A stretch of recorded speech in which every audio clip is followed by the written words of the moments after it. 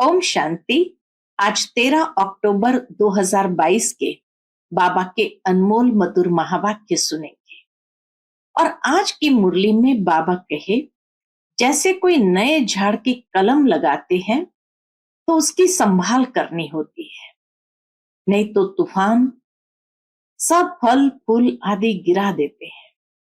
ठीक इसी तरह बाबा कहे, यहाँ बाबा भी आकर के नए झाड़ की कलम लगा रहे हैं, लेकिन माया के तूफान बहुत आते हैं, जोर से इस झाड़ को हिलाती है। अच्छे अच्छे बच्चे भी गिर पड़ते हैं। इसीलिए बाबा कहे, माया से सावधान रहना। माया बाप का हाथ छुड़ा देती है, इसलिए जितना हो सके बाप की याद में रहेंगे तो स्थिति कभी मुरझाएगी नहीं। बाबा कहे, धंधे आदि में रहते भी सदा अपने को सेफ रखना है। कैसे? तो बाबा कहे, शांति में रह, मुख में मुलहरा डाल दो और अपनी स्थिति को बहुत ऊंचा बनाना है। साथ ही साथ बाबा कहे, अब तुम बच्चों के अंदर खुशी की शहनाई बजनी चाहिए। क्यों? क्योंकि बाप आए हैं हाथ में हाथ देकर साथ ले जाने के लिए। तो अपनी स्थिति को हमेशा अच्छी रखने के लिए मेहनत करनी है।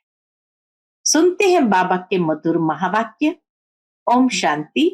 मीठे बच्चे, अब तुम्हारी दिल में खुशी की शहनाई बजनी चाहिए, क्योंकि बाप आए हैं हाथ में हाथ देकर साथ ले जाने। अब तुम्हारे सुख के दिन आए कि आए। आज की मुरली से प्रश्न है, अभी नए झाड़ का कलम लग रहा है, इसलिए कौन सी खबरदारी अवश्य रखनी है? उत्तर, नए झाड़ को तूफान बहुत लगते हैं। ऐसे ऐसे तूफान आते हैं जो सब फूल फल आदि गिर जाते हैं। यहां भी तुम्हारे नए झाड़ का जो कलम लग रहा है, उसे भी माया जोर से हिलाएगी। अनेक तूफान आएंगे, माया संशय बुद्धि बना देगी। बुद्धि में बाप की याद नहीं होगी तो मुरझा जाएंगे, गिर भी पड़ेंगे। इसलिए बाबा कहते हैं, बच्चे, माया से बचने के लिए मुख में मुलहरा डाल दो, अर्थात धंधा आदि भल करो, लेकिन बुद्धि से बाप को याद करते रहो। यही है मेहनत। आज की मुरली से पहले गीत बजा है, ओम नमः शिवाय। ओम शांति। तुम बच्चों को अच्छी तरह निश्चय हो गया है कि बाबा आकर नई दुनिया रचते हैं। जो हम पतित है उनको पावन बनाने, हमारे लिए ही बाबा नई दुनिया रचते हैं। ऐसे नहीं कि सृष्टि है नहीं और बाप आकर रचते हैं। बाप को बुलाते हैं कि हम जो पतित है उनको आकर पावन बनाओ। दुनिया तो है ही, बाकी पुरानी को नई करते हैं। यह ज्ञान मनुष्य के लिए है, जानवरों के लिए नहीं है, क्योंकि मनुष्य पढ़कर मर्तबा पाते हैं। अभी जो दुख देने की सामग्री है, इसमें सब आ गए। दुख देने की सामग्री क्या है? देह, देह के धर्म आदि। तो बाप इस दुख की सामग्री को सुख का बनाते हैं। तब बाप ने कहा है, मैं दुख धाम को सुख धाम बनाता हूं। मुख्य बात है, हमारी कॉन्शियसनेस को चेंज करते हैं। देह अभिमान से देही अभिमानी, और देह की दुनिया से नई सत्युग की दुनिया की याद में। तो बाबा कहे, तब बाप ने कहा, मैं दुख धाम को सुख धाम बनाता हूं। मैं हूं ही दुख हरता सुख करता। अब तुम्हारे अंदर शहनाई बजनी चाहिए कि हमारे सुख के दिन सामने आ रहे हैं। जानते हो कि बाप कल्प के बाद मिलते हैं और कोई ऐसे किसके लिए नहीं कहते। भगवान आते ही है भक्तों की सदगति करने, अपने साथ हाथ में हाथ देकर ले चलता हूं। ऐसे नहीं कि सुखधाम में जाकर तुमको छोड़ देता हूं। बाबा के ऐसे नहीं कि सुखधाम में जाकर तुमको छोड़ता हूं, नहीं, इस समय के पुरुषार्थ अनुसार आपे ही जाकर प्रारब्ध भोगते हो। जितना जो औरों को समझाते हैं उतना उनको ड्रामा पक्का हो जाता है। मनुष्य कोई ड्रामा देकर आते हैं तो कुछ दिन तक पक्का हो जाता है, तो तुमको यह भी पक्का हो जाता है, क्योंकि यह बेहद का ड्रामा है। सतयुग से लेकर इस समय तक ड्रामा बुद्धि में है। सेंटर पर आते हैं तो सावधानी मिलती है, तो यह याद आ जाता है। यहां भी बैठे हो तो याद है, सृष्टि तो बेहद का ड्रामा है। हम बाबा के सामने बैठे हैं तो याद है कि यह सृष्टि तो बेहद ड्रामा है, परंतु है सेकंड का काम। समझाते हैं तो झट ड्रामा बुद्धि में आ जाता है। जानते हैं कि कौन कौन आकर धर्म स्थापन करते हैं। मूल वतन को याद करना भी सेकंड का काम है। दूसरा नंबर है सूक्ष्म वतन, तो वहां भी कोई बड़ी बात नहीं है, क्योंकि वहां भी सिर्फ ब्रह्मा विष्णु शंकर दिखाया है। यह भी झट बुद्धि में आ जाता है। फिर है स्थूल वतन, इसमें 4 युगों का चक्र आ जाता है। मूल वतन, फिर सूक्ष्म वतन, फिर स्थूल वतन में 4 युगों का चक्र आ जाता है। यह है बाप की रचना। ऐसे नहीं कि सिर्फ तुम स्वर्ग को याद करते हो, नहीं, स्वर्ग से लेकर कलयुग अंत तक का तुम्हारी बुद्धि में राज है, तो तुमको औरों को भी समझाना है। यह झाड़ और गोले, सृष्टि चक्र का चित्र सबके घर में रहना चाहिए। आज बाबा की श्रीमत है कि झाड़ और गोले का चित्र सबके घर में रहना चाहिए। जो कोई आवे उनको बैठ समझाना चाहिए। रहमदिल और महादानी बनना है। इसको अविनाशी ज्ञान रत्न कहा जाता है। इस समय तुम भविष्य के लिए धनवान बनो। बाप समझाते हैं, बच्चे, अब तक तुमने जो कुछ पढ़ा और सुना है उन सबको भूल जाओ। मनुष्य मरने समय सब कुछ भूल जाते हैं ना, तो यहां भी तुम जीते जी मरते हो। तो बाप कहते हैं, मैं नई दुनिया के लिए जो बातें सुनाता हूं वही याद करो। अभी हम अमरलोक में जाते हैं और अमरनाथ द्वारा अमर कथा सुन रहे हैं। कोई पूछते हैं, मृत्यु लोक कब शुरू होता है? बोलो, जब रावण राज्य शुरू होता है। अमर लोक कब शुरू होता है? जब राम राज्य शुरू होता है। भक्ति की सामग्री तो ऐसे फैली है जैसे झाड़ फैला हुआ है। अब नए झाड़ का कलम लग रहा है, तो ऐसे झाड़ को माया के तूफान देखो कितने लगते हैं। जब तूफान लगता है तो बगीचे में जाकर देखो कितने फल फूल गिरे हुए होते हैं। कितने फल फूल गिरे हुए होते हैं, थोड़े बच जाते हैं। यहां भी ऐसे हैं कि माया के तूफान आने से और बाबा की याद न रहने से क्या होता है, मुरझा जाते हैं। कोई तो गिर पड़ते हैं। आतम ताई का खेल है ना कि मुख में मुलहरा डालते थे। अगर बुद्धि में बाबा याद हो तो माया का असर नहीं होता है। बाबा ये थोड़ी कहते हैं कि धंधा आदि न करो। धंधा आदि करते बाप को याद करो, इसमें मेहनत है। राजाई लेना कोई कम बात है क्या? कोई हद की राजाई लेते हैं तो भी कितनी मेहनत करनी पड़ती है। यह तो सतयुग की राजाई लेते हो, मेहनत जरूर करनी पड़े।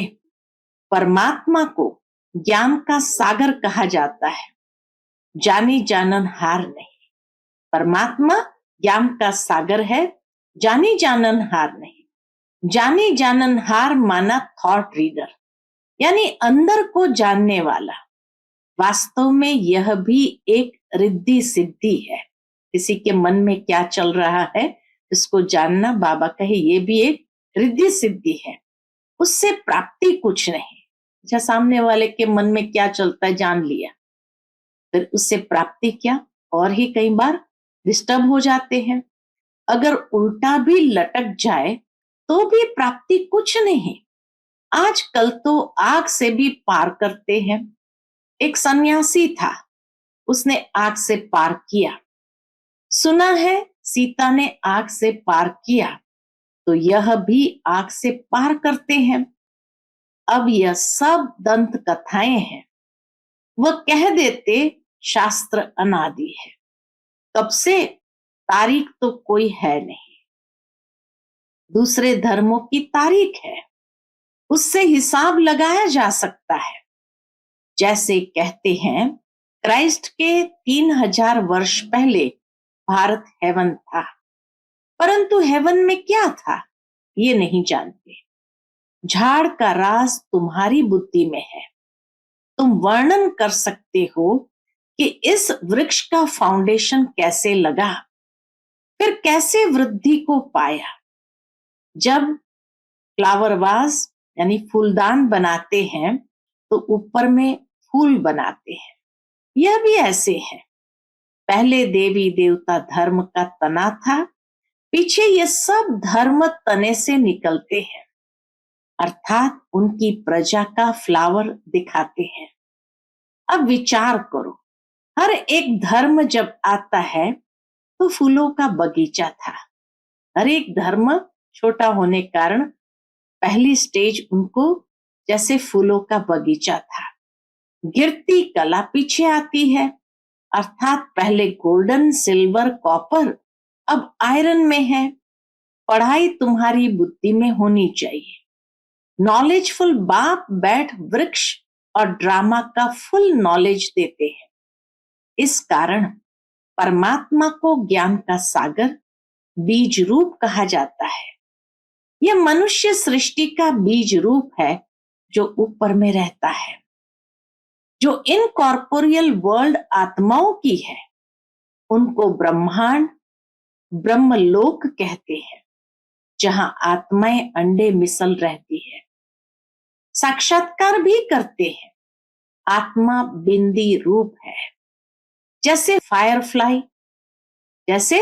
फायरफ्लाई यानी जुगनू जब इकट्ठे उड़ते हैं तो जगमग होती है, परंतु वह लाइट कम है। जुगनू की लाइट बहुत मामूली सी होती है, तो आत्माएं भी इकट्ठी उड़ेगी। इस छोटी सी बिंदी में 84 जन्मों का पाठ भरा हुआ है। बाबा तुमको सारे ड्रामा का साक्षात्कार कराते हैं। नॉलेज देना, यही बाबा साक्षात्कार कराते हैं।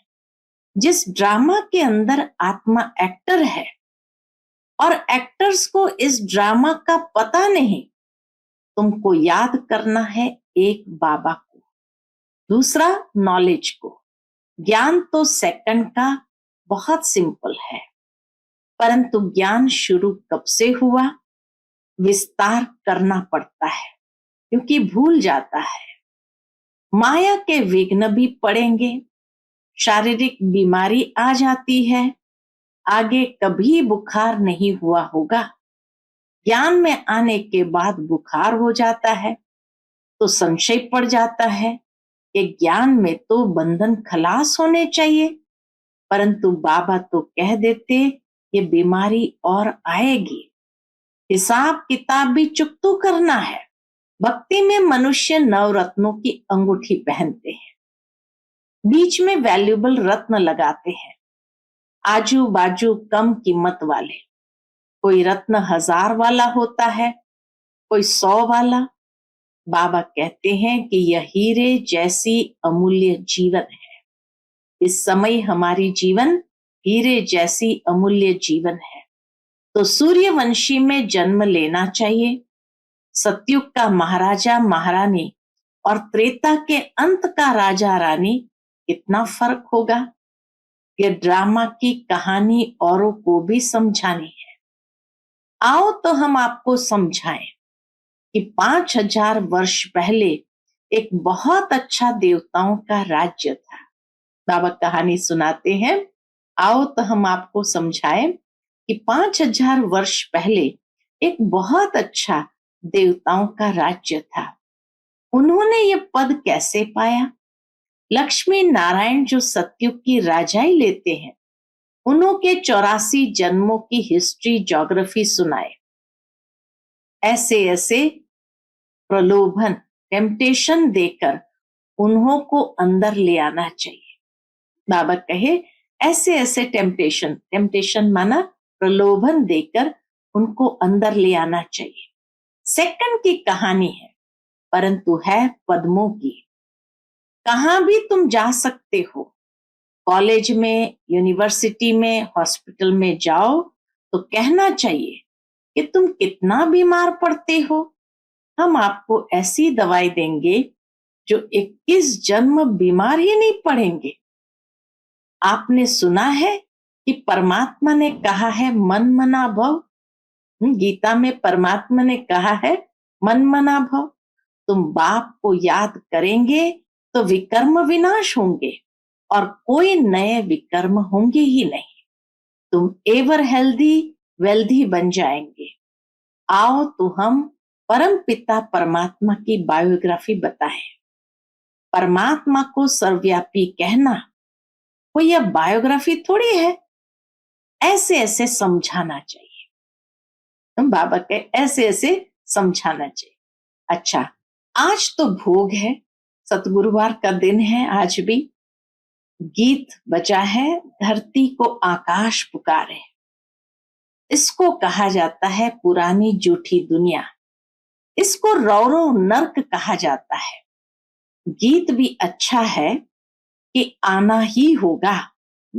धरती को आकाश पुकारे, तुम्हें आना ही होगा प्रेम की दुनिया में। सूक्ष्म वतन में भी प्रेम है ना। देखो, ध्यान में खुशी खुशी जाते हैं। सतयुग में भी सुख है, यहां तो कुछ नहीं है। इस पुरानी दुनिया में तो कुछ नहीं है। तो इस दुनिया से वैराग आना चाहिए।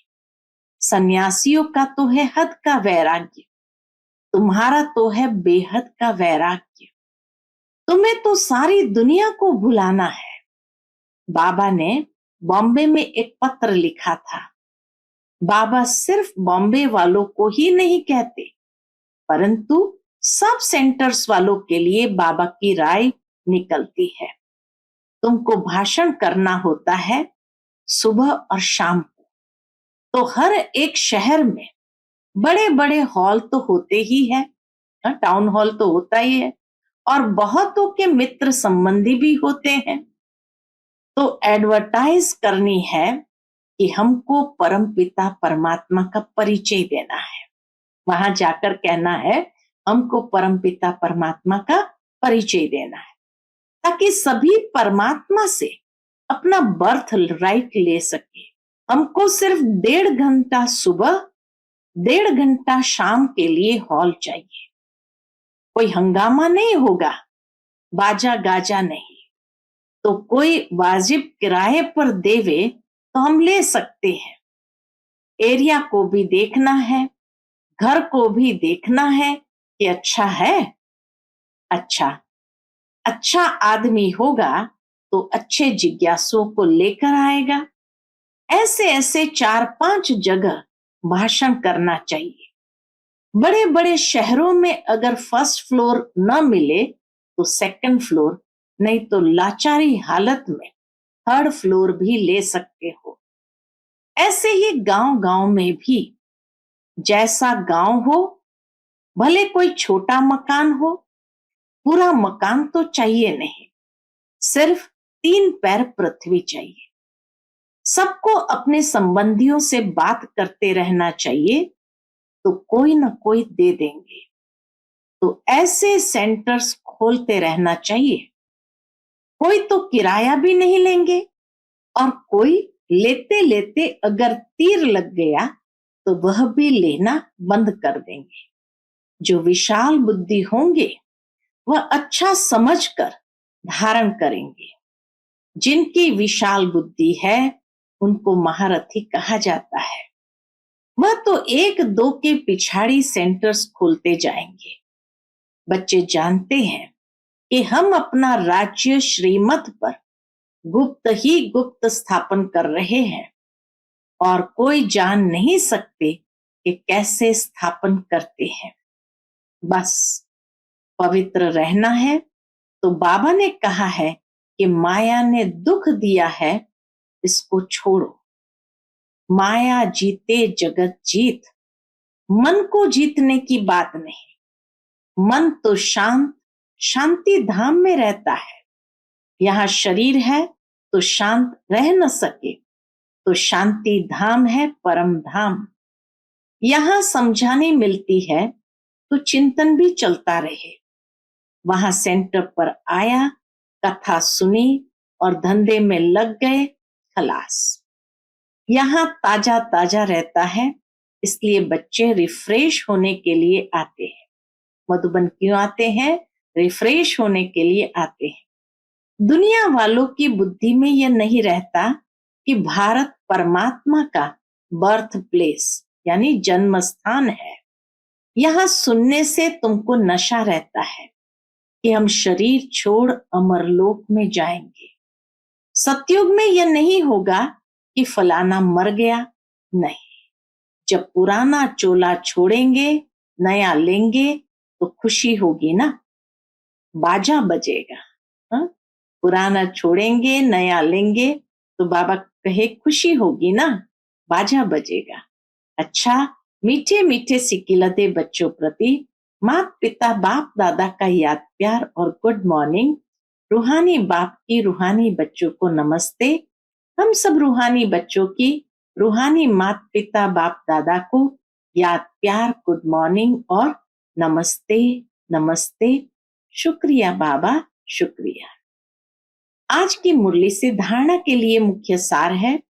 पहली पॉइंट, इस बेहद की दुनिया से वैराग्य रख, इसे बुद्धि से भूलना है।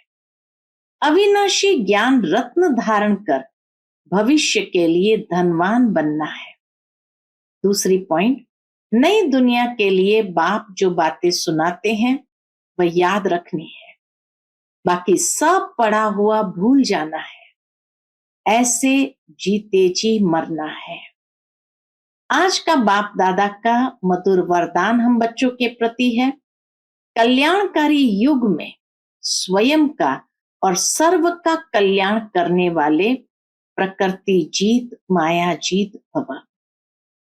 कल्याणकारी युग में स्वयं का और सर्व का कल्याण करने वाले प्रकृति जीत माया जीत भव। इस कल्याणकारी युग में कल्याणकारी बाप के साथ साथ आप बच्चे भी कल्याणकारी हो। आपकी चैलेंज है कि हम विश्व परिवर्तक हैं। दुनिया वालों को सिर्फ विनाश दिखाई देता, इसलिए समझते हैं कि अकल्याण का समय है। लेकिन आपके सामने विनाश के साथ स्थापना भी स्पष्ट है और मन में यही शुभ भावना है कि अब सर्व का कल्याण हो। मनुष्य आत्माएं तो क्या, प्रकृति का भी कल्याण करने वाले ही प्रकृति जीत माया जीत कहलाते हैं। उनके लिए प्रकृति सुखदाई बन जाती है। आज का स्लोगन है, न्यारे प्यारे होकर कर्म करने वाले ही संकल्पों पर सेकंड में फुल स्टॉप लगा सकते हैं। न्यारे प्यारे होकर कर्म करने वाले ही संकल्पों पर सेकंड में फुल स्टॉप लगा सकते हैं। अच्छा, Om Shanti. Click here to like, subscribe, and press the bell icon to stay updated with our latest videos.